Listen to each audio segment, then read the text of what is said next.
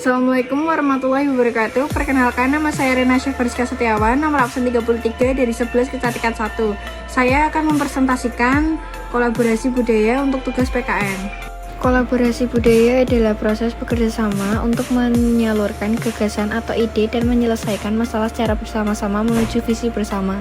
Penelitian menunjukkan bahwa tingkat keberhasilan kolaborasi yang tertinggi dapat diraih ketika kolaborasi itu melibatkan orang-orang dengan beragam gaya kerja, nilai-nilai, budaya, kependidikan, dan latar belakang pekerjaan yang berlainan.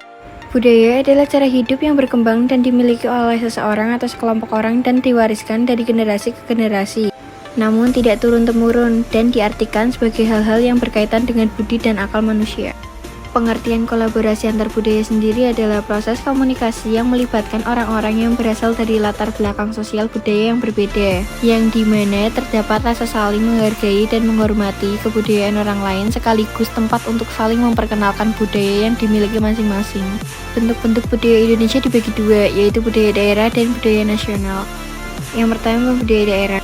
Budaya daerah merupakan suatu kebiasaan dalam wilayah atau daerah tertentu yang diwariskan secara turun-temurun oleh generasi terdahulu pada generasi berikutnya pada lingkup daerah tersebut. Budaya daerah ini muncul ketika masyarakat memiliki pola pikir dan kehidupan sosial yang sama, sehingga menjadi suatu kebiasaan yang menjadi ciri khas daerah tersebut. Dan yang kedua, ada budaya nasional, yaitu merupakan gabungan dari budaya daerah yang ada di negara tersebut. Misalnya, ketika daerah di Indonesia memiliki budaya yang berbeda, kemudian kita dapat menyatukan kebudayaan tersebut dan dapat berlaku di semua daerah negara Indonesia. Bentuk-bentuk budaya nasional ada 5, yaitu yang pertama bahasa Indonesia. Bahasa Indonesia yang sekarang kita gunakan berasal dari salah satu bahasa daerah yang ada di Indonesia, yaitu bahasa Melayu.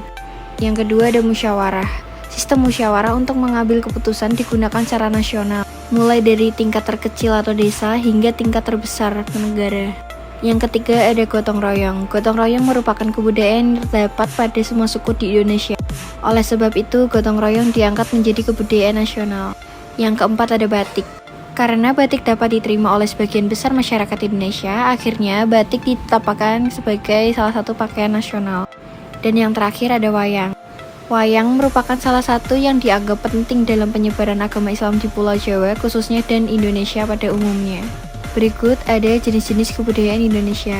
Yang pertama, upacara adat. Bentuk tradisi ini diwariskan secara turun-temurun serta dilaksanakan dengan tertib yang bertujuan untuk mengucapkan terima kasih. Yang kedua ada kesenian nasional. Merupakan salah satu contoh budaya lokal daerah. Setiap daerah di Indonesia pasti memiliki ciri khas keseniannya masing-masing. Yang ketiga ada lagu daerah. Lagu daerah adalah lagu yang berasal dari suatu daerah yang diwariskan secara turun-temurun dan menjadi populer yang dinyanyikan oleh rakyat daerah tersebut atau rakyat lainnya. Yang keempat adalah makanan. Setiap daerah di Indonesia memiliki suatu makanan pokok yang biasa dilahap oleh masyarakatnya di kehidupan sehari-hari. Dan yang terakhir ada seni sastra. Sastra Indonesia sendiri dapat merujuk pada sastra yang dibuat di wilayah kepulauan Indonesia. Sering juga secara luas dirujuk pada sastra yang bahasa akarnya berdasarkan bahasa Melayu. Kolaborasi antar budaya memiliki dampak, yaitu dampak negatif dan dampak positif.